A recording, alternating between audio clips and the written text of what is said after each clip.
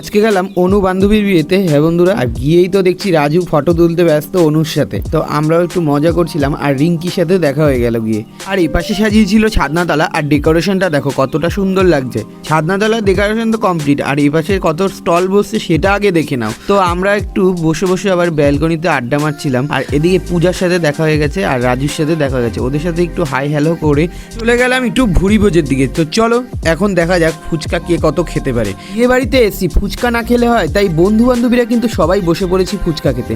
আমিও ফুচকা খেয়ে নিয়েছি বেশ জমকদার করে। যাই হোক, চিকেন পকোড়া স্টল চলে এসেছি, এক বাটি চিকেন পকোড়া নিয়ে নিয়েছি। আর যেখানে চিকেন পকোড়া সেখানে তো আমি থাকবোই অবশ্যই।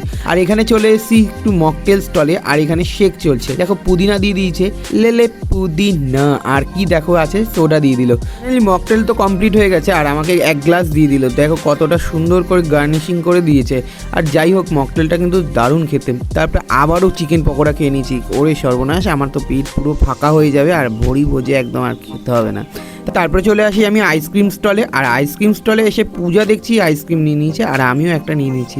দুই বন্ধু বান্ধবী মিলে আমরা এখন খেতে বসে পড়েছি আইসক্রিম। তো চলো খাওয়া যাক। তারপরে চলে আসলাম একটু ঘরে, আর এতটা টায়ার্ড হয়ে গেছি না, আর কি গরম পড়েছে, এসি দেখো পিছনে চলছে। তো সবাই মিলে আবার উপরে চলে আসলাম মেন কোর্সের দিকে। তো চলো বসে পড়েছি মেন কোর্স খাওয়ার দিকে। আর এদিকে দেখো মেনু কার্ডে কি আছে, সেটা তোমরা একটু পজ করে দেখে নাও, ততক্ষণ আমি প্লেটটা খুলি। তো দেখো আমার বন্ধু বান্ধবীরা ওপাশে বসছে আর আমরা এদিকে বসছিলাম। তো প্রথমে দিয়ে গেলো পনির পাসিন্দা আর স্যালাড সস। তো দেখো স্যালাড আর সস দিয়ে গেছে, সেটা কিন্তু ভালো মতন জম্পেশ করে খেয়ে নিলাম।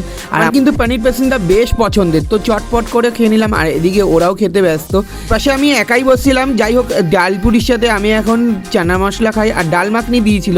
যাই হোক, এটা খেয়ে নিলাম, আর এটার টেস্ট তো কোনো কথাই হবে না। তারপরে ভাত চলে আসলো, আমি আর মাছ নিইনি, ওই ডাল মাখনিটা দিয়েই আমি এখন খেয়ে নিলাম।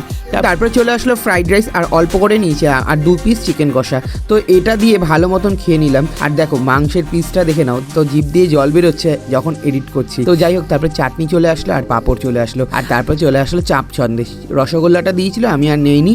তো জোয়ান দিয়ে গেছে দেখো।